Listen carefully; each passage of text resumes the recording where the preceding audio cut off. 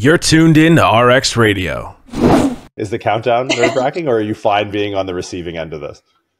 No, I love, like I said, I love a good conversation. So I'm looking forward to seeing where we go and what comes out. But I think the most nerve-wracking thing I feel is when I have to introduce myself. Oh, okay. Well, I can do all of that at the beginning and do stuff where you can't refute it. So I'll save you the hassle and I'll just take it on personally. So, because I mean, that's all kind of where I wanted to start was like, how do you, if you could go back and ask Hattie Boydle in high school, what did she want to do for a living? Without the option, I mean, we're around-ish the same age. I couldn't have told my high school guidance counselor what I'm doing now because it didn't exist in my brain. Where did this, like, what was the original trajectory for you before all of this intercepted, or you intercepted it, depending on your orientation? Jordan, to be honest, like when I was in high school, there's no way I thought I was going to be doing what I was doing. I was obsessed. This is kind of embarrassing. I was like obsessed with magazines. I was obsessed with fashion TV. I was obsessed with fashion, which is so interesting because I have no fashion sense whatsoever now. I really didn't know what I wanted to do, but it certainly wasn't anything to do with fitness. Like, yes, I loved sport. Yes, I came from a gymnastics background.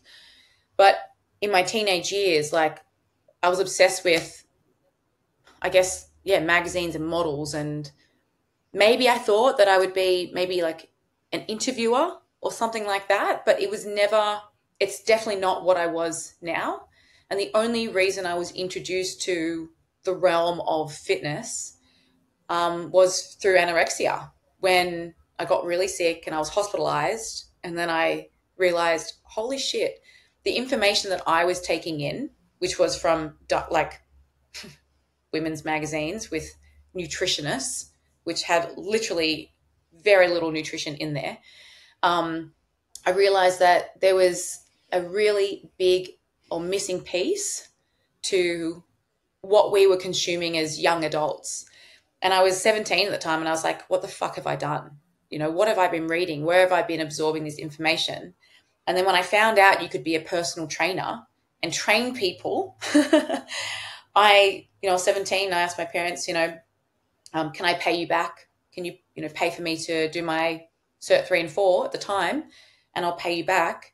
Then I, got out of hospital and started doing my Cert 3. And then 2 days after I turned 18, was lucky enough to work in, the newest prestige Fitness First. That was a black label in the middle of the city, CBD, full of lots of CEOs and executives, lots of people with lots of money, and all very unhealthy and all wanted to lose weight. And so that was like my entry into personal training. But outside of that, before that, I really had not much idea of what I wanted to do. I just knew that I wanted to go to uni because no one else in my family had been to university. And funny enough, I didn't even finish school. I had to drop out in year 11, because I had to be hospitalized. And I tried to go back to school and I just kept relapsing. And so I tried to go to TAFE as well, relapse, and then just ended up doing my Cert 3 and 4, which, is interesting because for so much of my childhood, I thought if I didn't go to university, I was never going to be smart. But even if I'd went to university, I probably wouldn't have built the business that I have today, or maybe even had the career path that I had today. Now, that initial inflection point of becoming a PT, putting the magazines down, kind of realizing the error in the messages that you were consuming, that's still, you're still so far from where you are now. Like a PT at Fitness First is about as off base from what you are now as a news anchor. What were chronologically? Well, it's true. Like you're so far removed from that world as far as like your ability to reach people. Maybe the underlying values are still the same, but the vocation is so different. The vehicle for that is so different. What were when did you start to notice, what were the noticeable inflection points in your career as far as like, okay, you're a PT at Fitness First.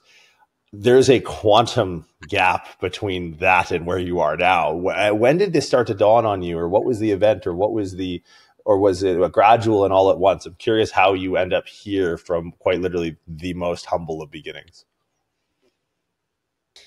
Honestly, I was a PT for 8 years, and it wasn't till like a big part of the trajectory of my career changing was meeting Sebastian Oreb. Like, I wasn't on social media before that, and it wasn't until I started working with Sebastian Oreb, or some of you guys will know him as Australian strength coach, that he was like, you should get on social media. You should share what we're doing. And he introduced me to the realm of strength training, because prior to that, I was a fitness model. I'd won my pro card. I did all the volume, all the cardio, all the things. I did everything that I knew was right at the time. But he really changed like my career path in the way that, one, I wanted to become an educator.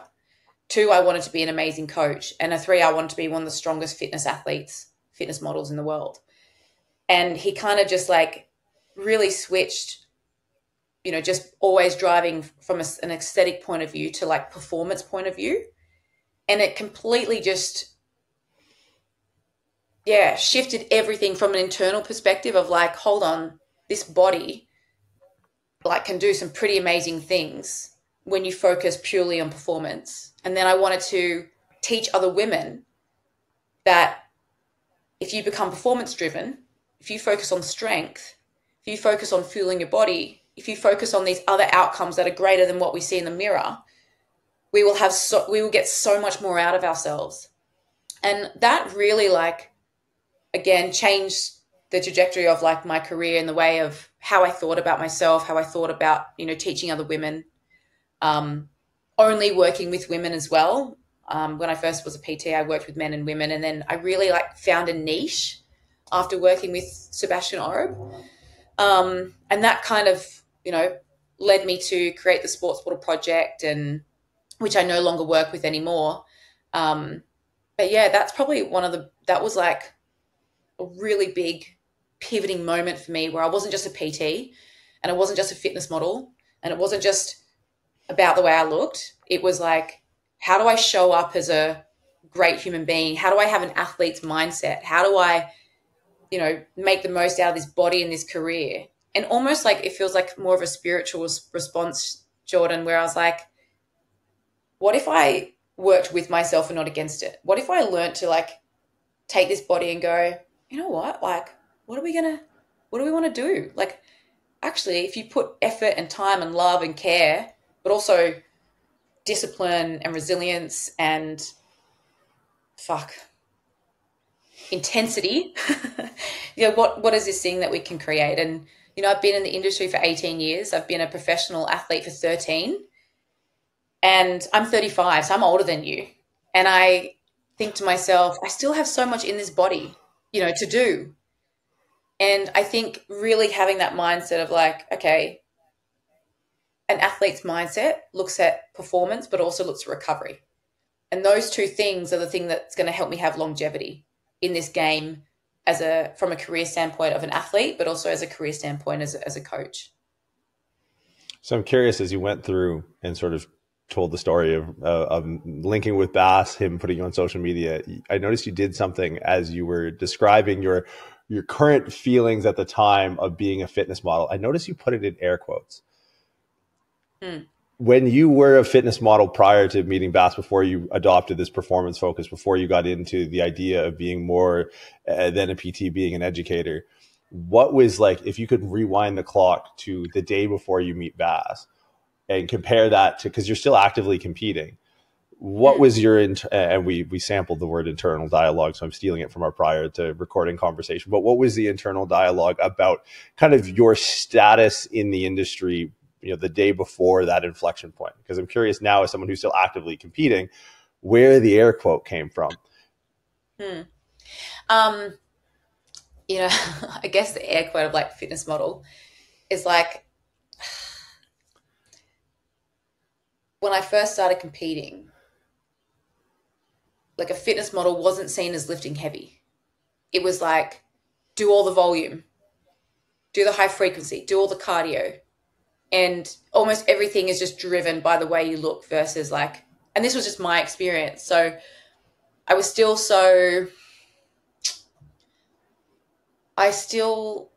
had, I guess, limited knowledge or even maybe a limited mindset of what I felt was needed as a fitness model.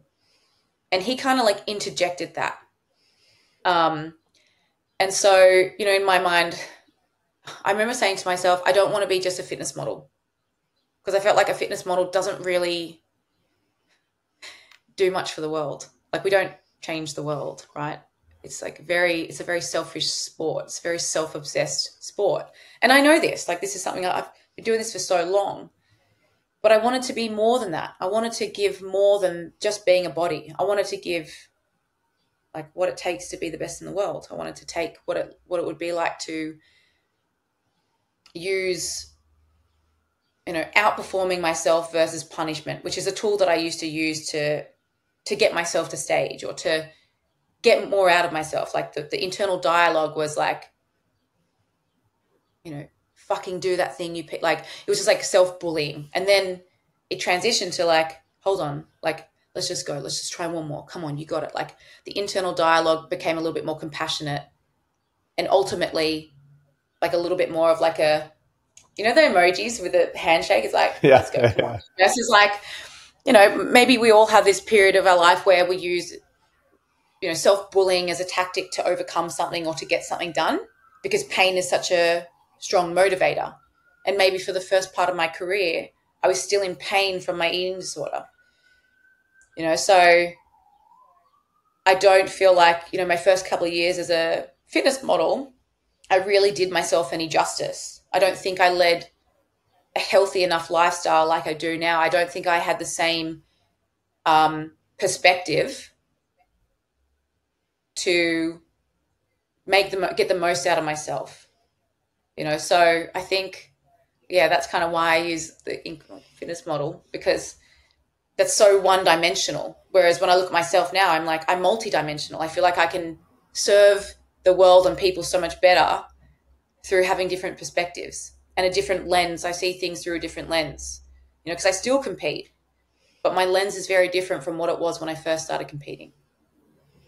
When you, as I would imagine, you're someone that gets reached out to a lot for advice, given the dimensions and the intersectionality of the things that you do collaboratively with yourself.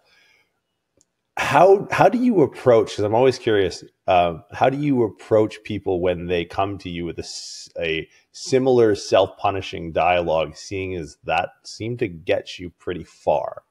How do you advise against it? Do you advise endurance? Like, what is, maybe it's a two-part question. What is your relationship with your past history of a self-critical, self-bullying, as it were, internal dialogue?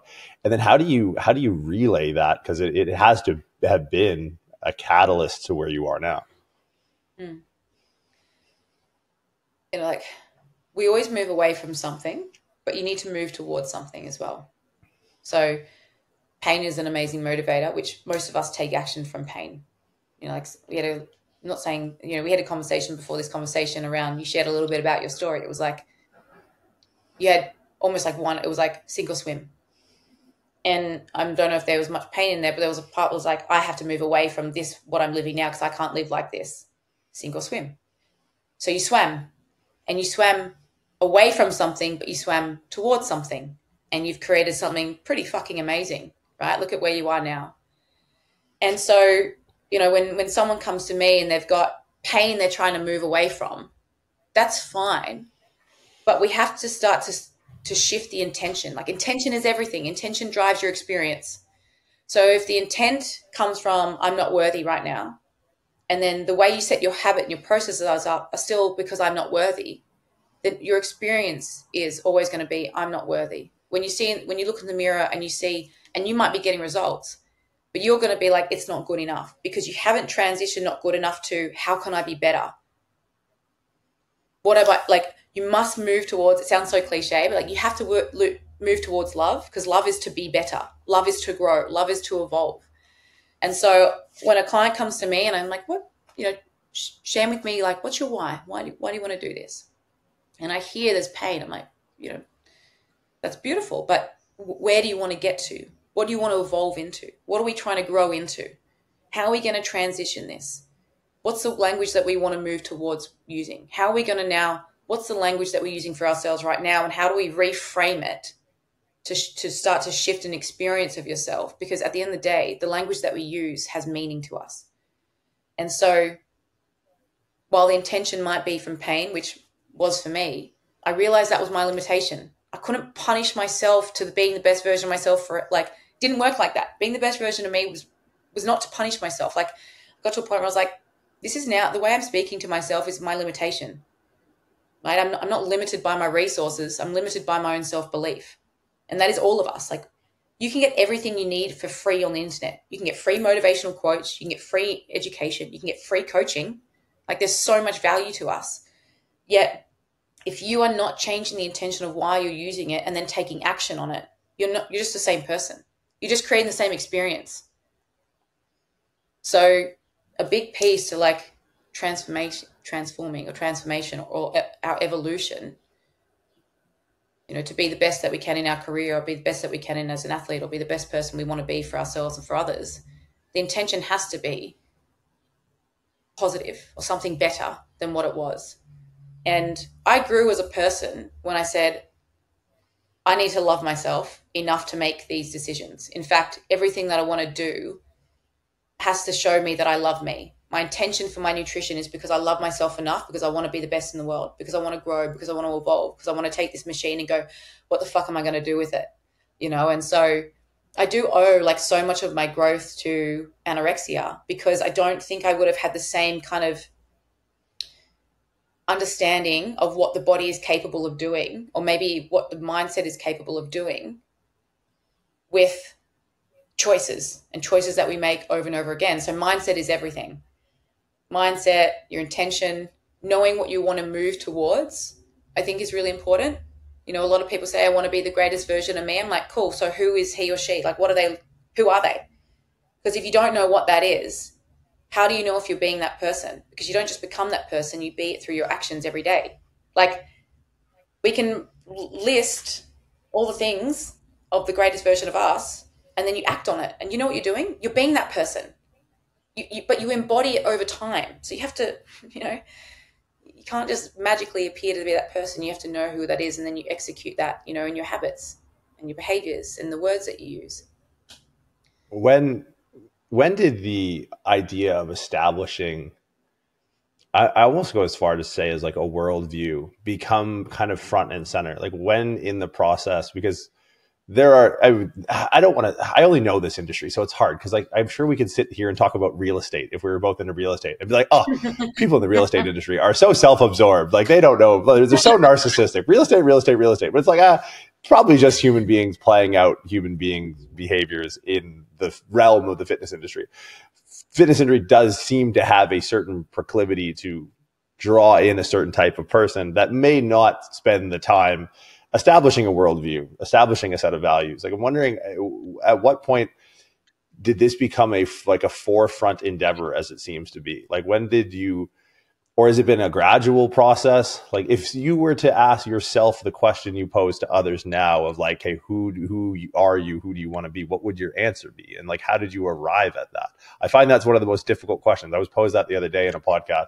Someone asked me, like, tell me who you are. And I was just like, all I did was tell them what I do. And the guy was like, I don't think that's the right answer. I'm like, that's who I am, man. You're not who you are on the inside. It's what you do that matters. And I kind of threw my hands up. But like, if you were to ask yourself those questions, what would your answer be, and how did you arrive there?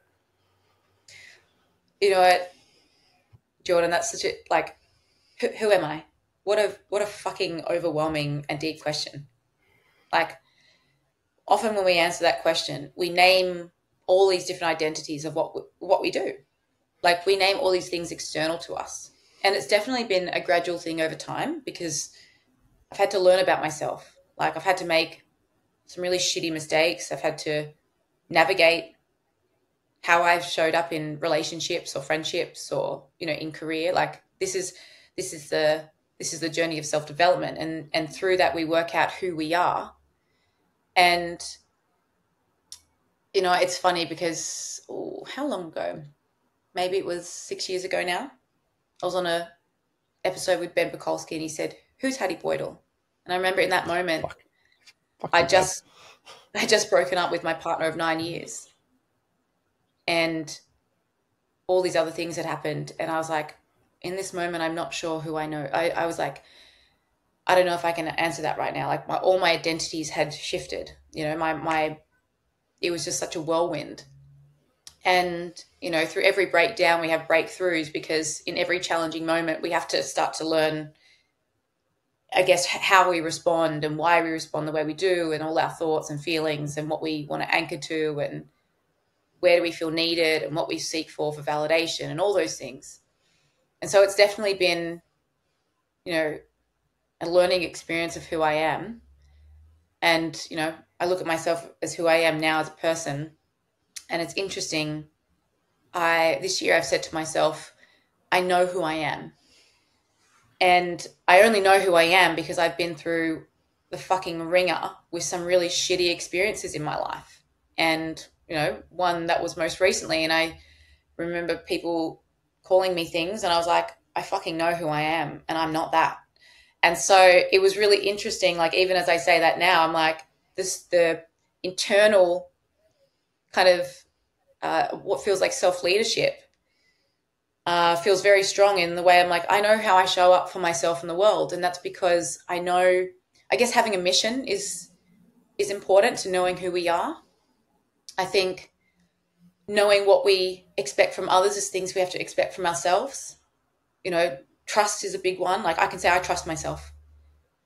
And that's because I've made so many mistakes of how to navigate, how I repair trust in myself. Like, how do I want to show up? Well, I want to show up with integrity, loyalty. I want to give value to others. I want to serve others. I want to enjoy my experience of myself. So most of us feel pretty challenged when we feel insecure, jealousy, shame, guilt, disappointment. Like, they're all heavy feelings, but we work out, well, how do we learn to work with ourselves around it? Or how do we learn not to make mistakes from the past so that we can be a better person? So I don't know if I've answered that correctly, but I think honestly, like, the greatest gift that I think we have, Jordan, is that we serve others. And we give to others because we know we can, and it's the right thing to do. But in order for us to do that, Jordan, we have to lead ourselves first, right? Leaders go first.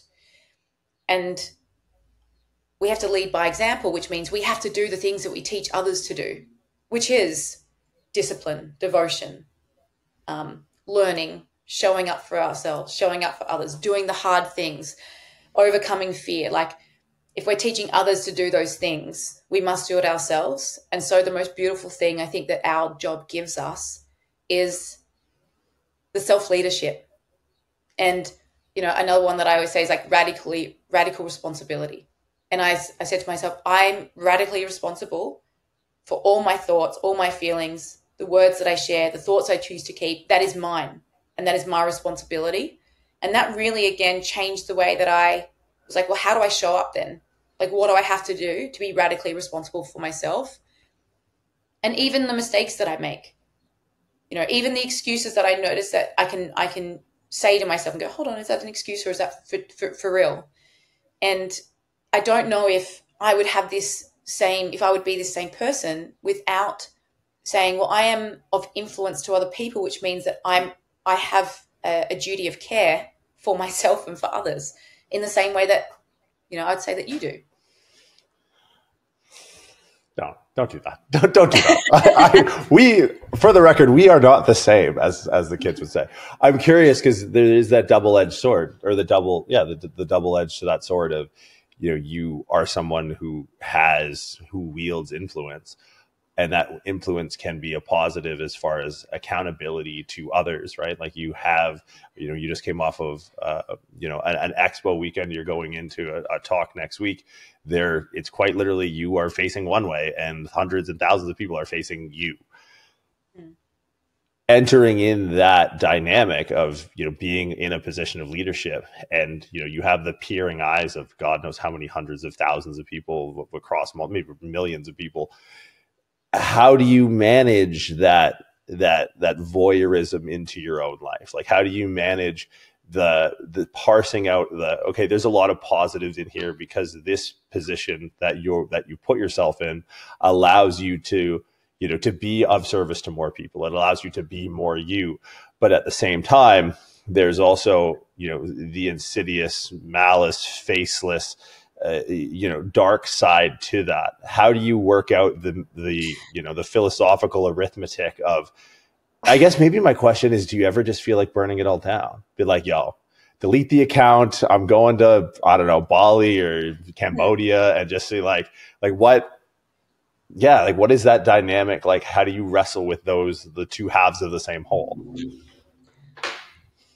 Jordan, it's only this year that I think I was really challenged by maybe the dark side of what I do, in terms of,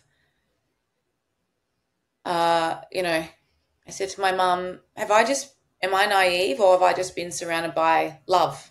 The people that support me on social media, are supportive, and I've been really lucky for the 10 years. But this year, I was faced with a challenge, and I was exposed to the dark side of that. People who don't know me saying things about me and whatever else. And I was really challenged by it.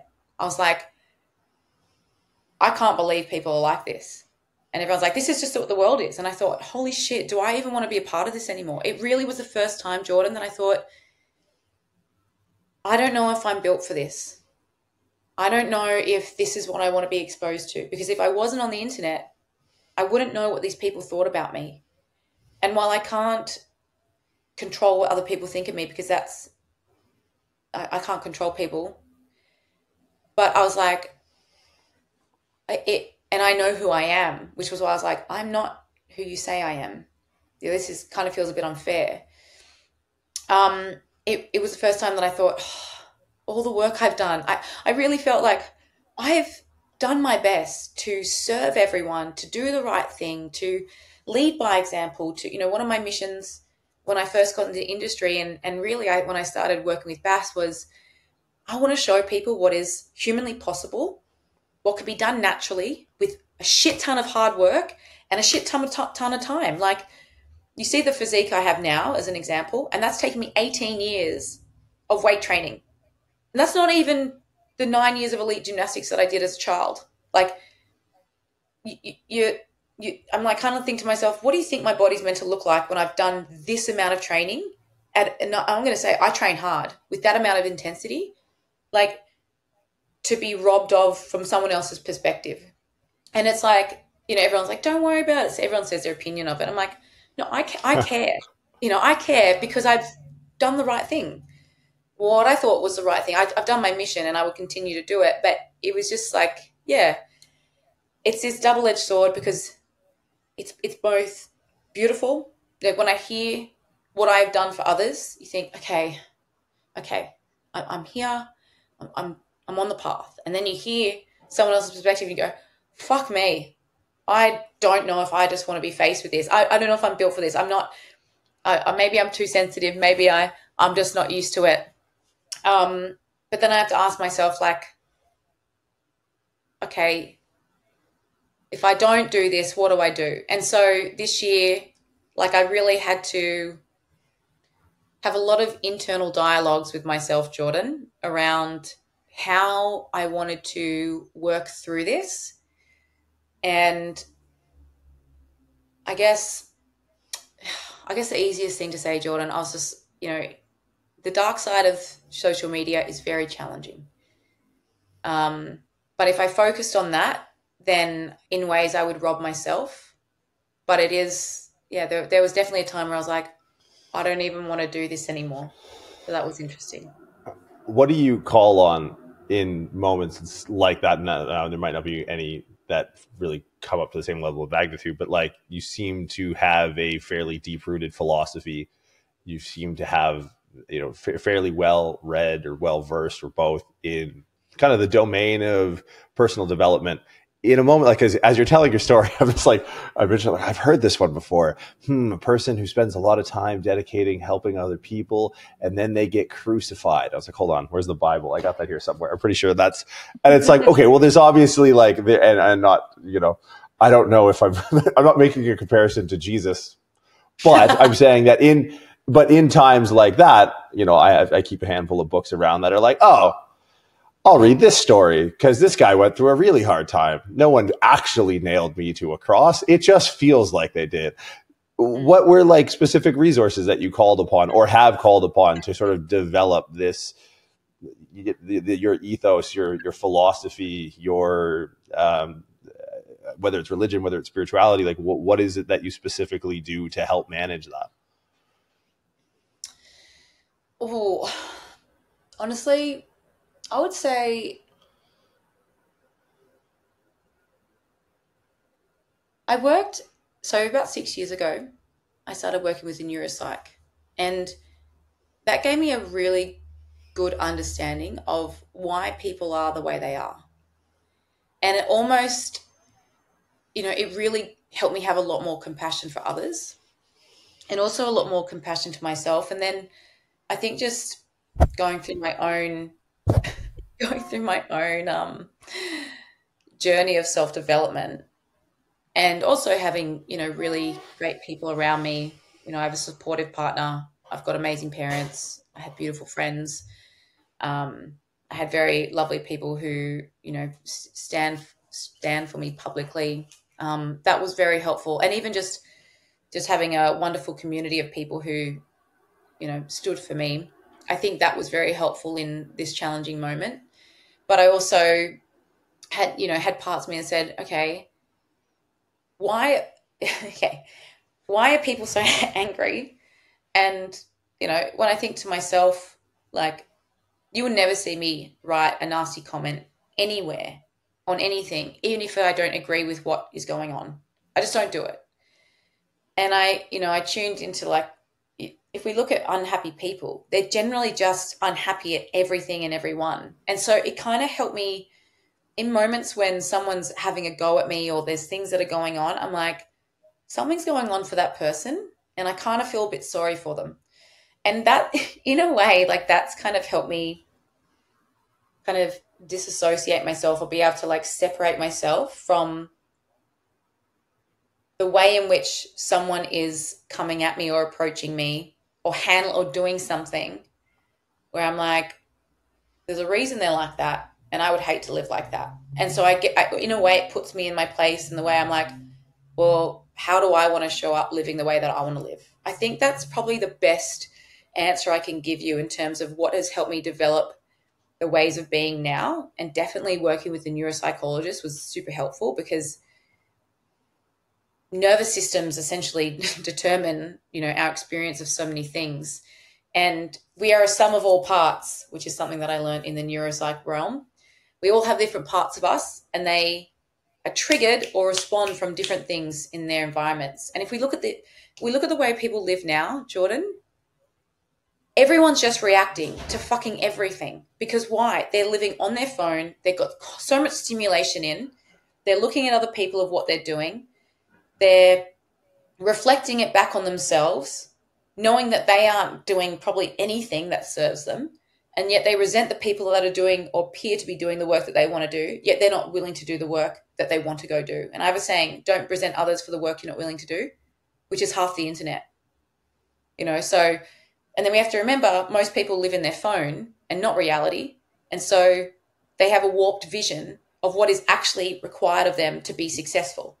Like, if people really knew what you did to be as successful as you are over the last 8 years, I highly doubt they'd be able to get half of where you've gotten, because they don't have the work capacity that you have.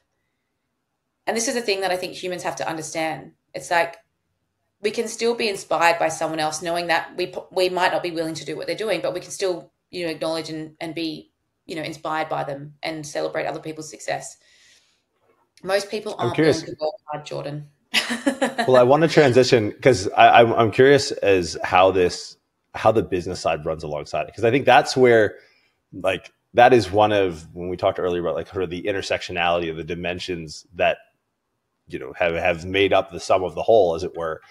You've simultaneously scaled a business, and businesses plural, alongside all this. I'm wondering what insights business development and entrepreneurship have offered you outside of just like, you know, the social media conversation is, I don't think in many ways it's unique to you, because obviously it's happening to you. It's unique to you. You're the only one experiencing how it's intersecting with your life. But, you know, the sheer volume of social media interaction, it almost reverts to a mean in a very predictable, deterministic fashion, where I think, you know, business development has personally offered me more insights to personal development than social media by far. And if it's not the case, I would seriously suggest you take a look at your business if you're getting more insights from social media trauma. But how has business shaped your worldview? What advice do you give? Because I don't know if I've ever heard you speak very openly about the entrepreneur side of Hattie Boydle. How does that consume? I mean, consume is the wrong word. Maybe that's a very me word in my relationship with my job. But what is your stance on Hattie Boydle, the entrepreneur? I would say, like, I've just started Flex Method with my partner. So this is our new business venture. And it's funny. After doing S&P for 10 years, which was a business I originally started on my own, and then my partner at the time came in, and then we ended up expanding it into a massive team. I didn't realize how much I knew till recently, starting the new business. And I do believe that our businesses are such a huge reflection of our own development, especially if you do sales calls. And I learned so much from doing sales calls. We do sales calls for Flex, and we did it for SMP as well. And that is to essentially identify and make sure that we're getting the right client for the environment that we want to be in. And a huge thing for, you know, company success is culture, right? And communication. And in a way, having a mission. They have to buy into the culture or the community that you've created. And a part of that is making sure that you've got the right people to be a part of it. And so a lot of people want to move away from sales calls. I actually really enjoy them because it's the first point of coaching. And it gives a standard of what we want to create or have in, you know, amongst our community. And, you know, with business, there's just so many pieces to it. It's like, you got to be a content creator. You got to be a copywriter. You got to have email out. You have to give free value before you can get in. You have to speak to a niche. There's so much learning in it. Like, I actually love business, and I've loved starting a business from scratch, because something that I said to myself before I started Flex was that I wanted to be, if something happened, if someone couldn't do something, I wanted to know I could step into that role. So at the moment, I've learned to do everything in case something happens, and I feel so alive. I was very comfortable in SMP because I was just one hat in SMP, and that's fine, because you know, we resource or we outsource people that can do better than us at what we do, and then we obviously focus on the things that we're good at. But then I think, I'd still love to learn the skill. So I still want to do the copywriting. I still want to do the email. I still want to do the sales calls. I still want to do and know where my, you know, accounts are. I wanted to be able to do everything in the business, but then, you know, like, you run thin. So I think a big piece in entrepreneurship, or things that I've learned, is like, in the beginning, learn to do it all. And once you've got enough income, outsource to people that are better than you. Know what your values are. Know your mission. Know your niche. And make sure you build a really amazing community of people who believe in what you do and how you do it. I'm not surprised, but I'm very relieved that at no point during that did you, one, I heard no Silicon Valleyisms, which was great. And I also didn't hear the word brand, which I thought was really unique, but interesting, and something I resonate with. But I'm curious, and so I'm going to ask it deliberately. What is your what is your relationship with brand building within a business? I feel like the social media world has really put the importance of brand front and center. And people are worried about typography, and they're worried about, color palettes, and they're worried about the organization of posts on their Instagram. And you dug beneath that and spoke to, the actual core tenets of business development. Do you have a direct thought around establishing a new brand as an outward face of a business, or to you, is it a byproduct? Like, how do you wrestle with that piece of business development? Look, when we first started Flex, we had to look at what our colors are.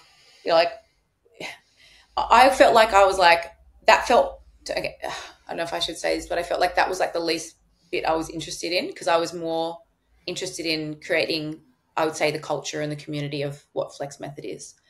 But, you want to have, like, an important piece is, we always know when we're seeing prescript, because you're a brand. Like, you have an identity that when people see or hear something, or they'll see a certain guy, they're like, that's prescript. So your brand identity is important, like knowing, like, that is important, and knowing what your mission is and what the language that you use, and your slogans, and, things that you say all the time, or things that you sign off with, that is important. Absolutely. But that's not necessarily going to build your brand. You have to go out and you have to speak to the people that you're trying to speak to. You have to knowing your niche is incredibly important. Otherwise, you're speaking to anyone and everyone, and you're less likely to find the people that you want to be a part of the community, or the people that are going to be invested in your community, because we know that word of mouth is far more powerful than anything else that you can do. Plus, it's free advertising, and it is a natural result of the work that you do. But people talking well about your brand or your business or your company, you've done the right job. So a big part of us that I find is really important is people's experiences as well, which is hard because everyone has their own experience. But I always look at what we can do from our end, from my coaching perspective, from the community, the group coaching calls, or the information that we give out, whether it's free or whether it's in the community. Like, that's things that are really important to me. And at the end of the day, you want people to be proud of what they're a part of, like, because that's community. People want to be a part of something. One of our greatest needs, our human biological needs, is to be a part of a tribe, which essentially is community. So now, how do you manage training on top of all this? So we've talked a little bit about the backstory. We talked a little bit about the philosophies, the trials and tribulations of social media, brand building. And it's like, if there was something that you were or are known for, it's definitely training. But I'm curious, is your relationship to training? How you talked a little bit about the hand emoji earlier, and I couldn't help but think that may have been a small in part or in part how your relationship with training has changed with the self-talk and the internal dialogue. But what does training mean now? How has your training evolved? How do you advise? Because I think one of the things that I hear often is the idea of training as therapy. And it's like, and there was a point in my life where there was enough holes in my parents' drywall in the basement where I may have agreed with you. I maybe take a little bit more of an adult stance now, but I'm curious as to your relationship with weight training, just in general across time, and where you're at now. You're still looking to actively compete? You still have performance goals, but like, what does it mean now, and how is that different than it was before? We're still married. We've had our challenges. Jesus Christ. I'm married to my training. Look, I love training. I absolutely love training. I find I'm so grateful that I have an able body, even though it frustrates the hell out of me, even though I feel like once I hit 30, my back let me know about it. Like, we'll talk. As I named to you, like, I've had some injuries over the last couple of years, but I always managed to find a way to set performance goals, to work around things, to be resourceful. I guess. Back when I first started training, it was very from a punishment point of view. Like that was in my early days when I met Sebastian Orob and he, introduced me to strength training. That was like my entire world flipped upside down. It was like, holy shit, like this is next. Like it was so empowering, to the point where it was like literally life changing. Really changed the way my relationship with myself and ultimately training. And it became like, how do I outperform myself? What are my limitations and how do I push past them? And that's kind of like I have almost that when I get ready for a show. It's not just how do I improve my physique from last year. It's how do I improve my training performance, my experience of myself? How do I do things better? How do I have to do in ways less training but more potency and get a better result? So I'm always trying to like refine things, and I'm grateful that I'm not like, I'm very open. I'm a very open person. I'm open to learning from others. I'm open to learning different ways of training as long as I enjoy it. Like, enjoyment is a big one for me because that creates longevity. It also creates sustainability, and anything that we enjoy, even when it's hard, we put effort in. So recently I've had to, I haven't been able to squat and deadlift. Actually, I trained with Eugene on the weekend and I did what was it called? Zercher curl, even though it's not Zercher curl, Zercher squat. And I just thought to myself, oh, it's so nice to just be in a squat position and not be in pain right now. It was really nice. But as long as I can do hard things, I'm happy. So, as long as I can do some sort of pendulum squat or a hack squat if I can't barbell squat, because I just enjoy squatting, I'm okay. I've just recently been able to RDL deadlift again. Like there was a period last year that I just couldn't move. And I was just like, I had nerve damage down my right side. I'd atrophied like a whole bunch of muscle down my right side. And I got ready for a show and I had to completely downsize my upper body so that I wasn't disproportionate. So I came in really small and everyone's like, you're so much bigger this year. I'm like, I'm 1.5 kilos smaller. I'm just really conditioned. And if I can't use muscle mass, I got to use conditioning. But I think in my last 10 years or 11 years of training has been a very healthy relationship to training. It's always been at the idea of like, how do I outperform myself? How do I work with myself? How do I learn to go there with myself? Like, it's always like, how do I push beyond what I think I'm capable of achieving without overdoing it? And I think that's just something that we learn to do over time. And I always think one of the best things about having a coach is they're the person that goes, okay, that's enough. Because most people who've been training for a long time, and if you love training, you can go there with yourself. But sometimes I have the habit of like doing a little too much. So I almost need someone to go, that's it. You've done it. All right, step away.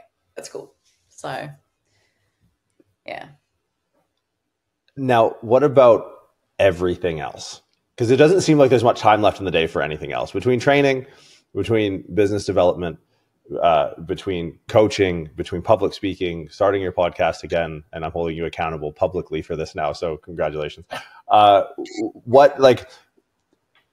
big term that I'm probably maybe the poster child for the anti of this term, but I'm going to maybe just use it and see what you say.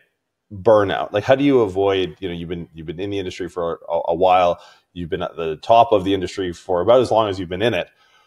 What is your relationship with burnout? How has that changed? Have you ever had a struggle prioritizing?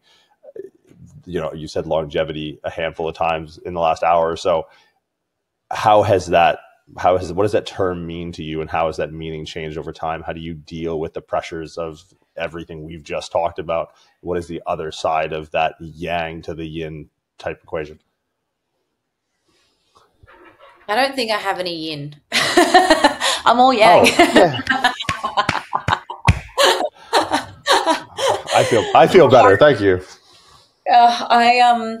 Look, I've never experienced burnout. That's the thing I'll say.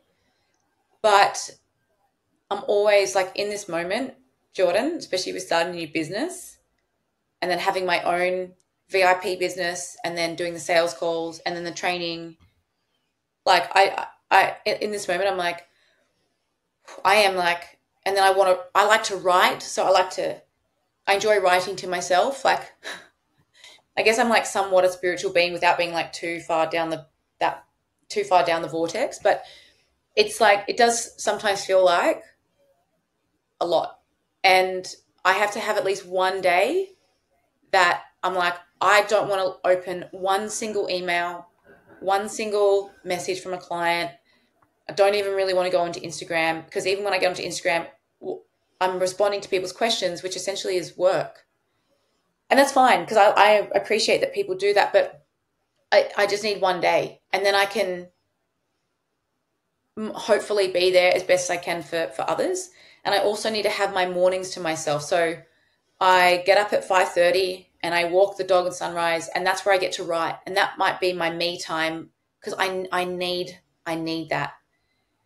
And sometimes I don't do anything at that time. I just throw the stick to the dog and I watch him play. And that to me just feels like a sense of like joy, because it's not about anything and I'm not thinking about anything, and I just need that space. I think if I didn't have my mornings like that, I don't know if I would be able to work at the capacity that I have, or at least enjoy what I'm doing, because I'd be like, I have no space. And what's interesting is, you know, often when we get a little bit of space, we put something in it because we feel like we have to. Because we're like, oh, this is where I should do this thing. Instead of going, maybe you should just have some space. So I think as I've gotten older, like, I hope I've gotten a little bit wiser, but I've realized I don't have to do as much as I did before, definitely in terms of training. So I train less. I train 4 days a week at the moment, and not as long.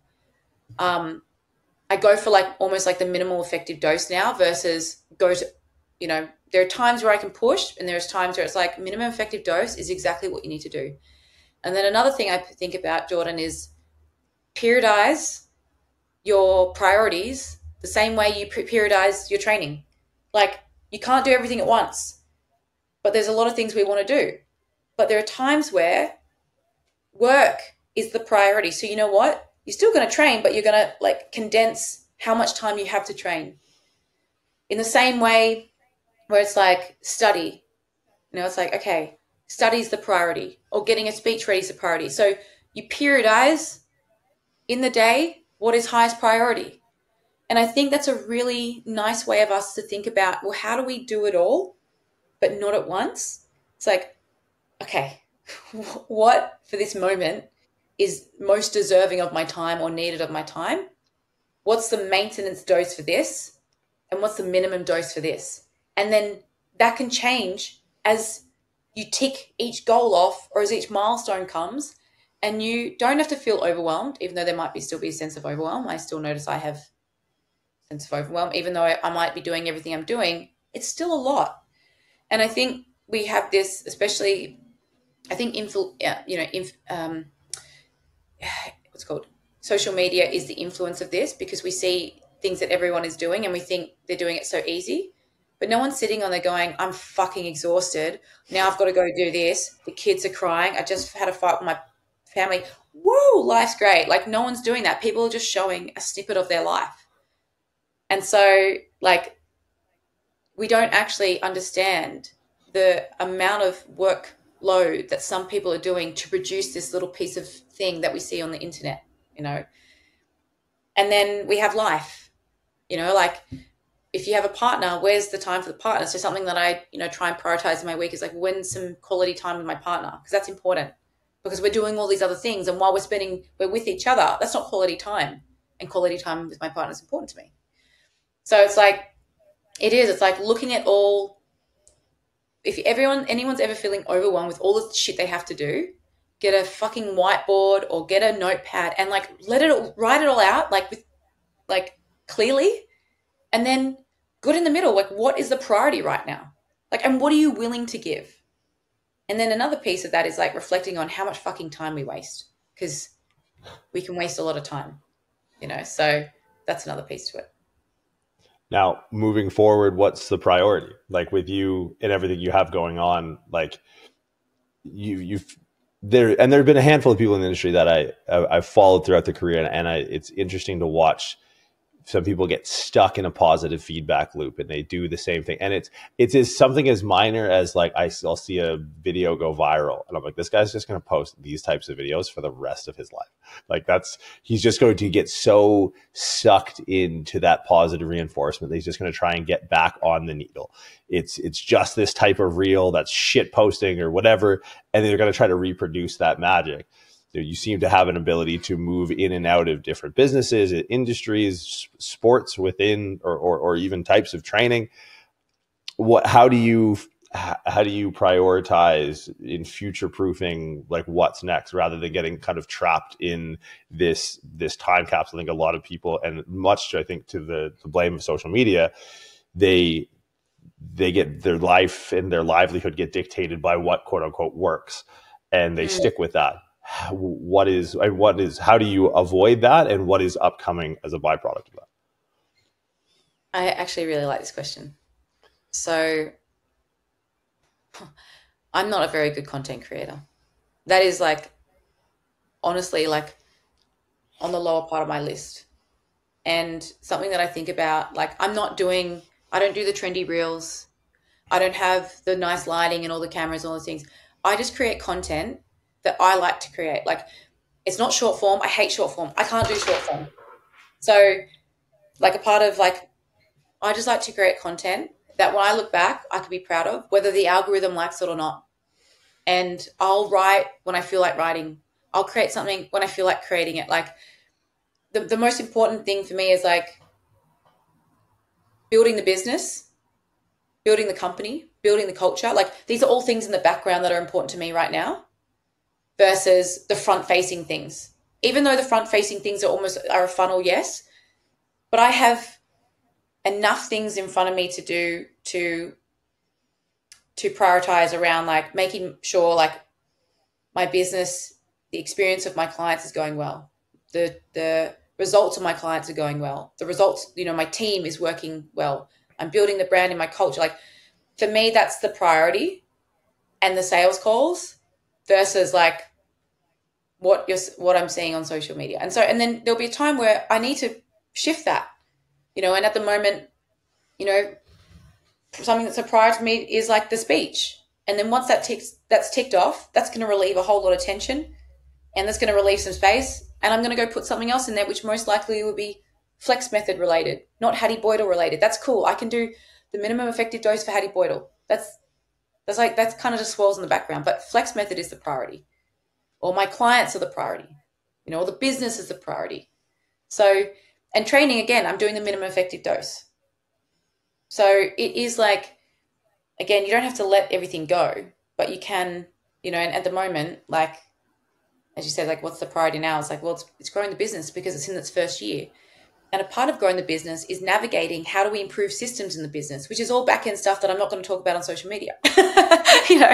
So I kind of like nesting in the back stuff, because what I've come to learn is business gives me so much purpose.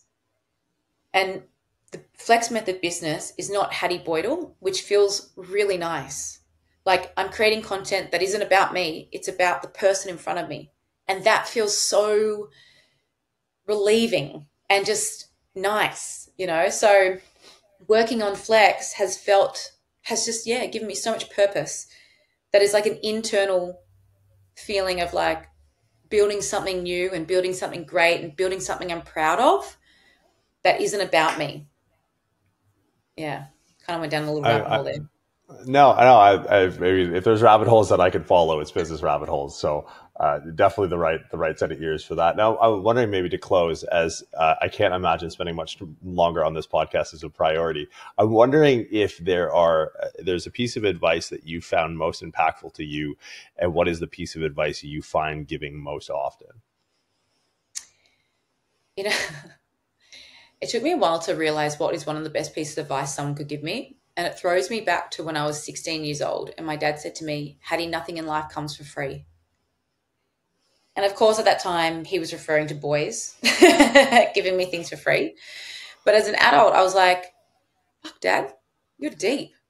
You're right. Like nothing in life, or nothing that we want in life, comes free, not even happiness.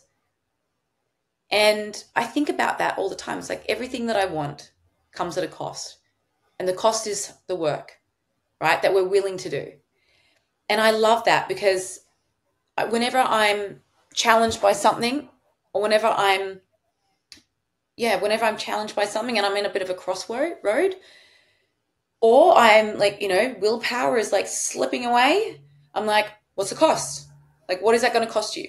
And it like pulls me back in line to like do what you said you would do. So that's probably like the biggest thing, is like nothing in life comes for free. Everything comes at a cost. And you have to work out if that is of value to you. And that's probably it.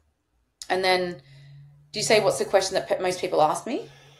What's the advice you find yourself giving the most? Is that still the same? Is that an echoed sentiment that you pass on to others? Or if people are intersecting you at different parts of their story, if you will, do you find yourself with the people who you interact with in that sort of advisory role, whether it be fleeting at an expo as we discussed, or whether it's friends in your network?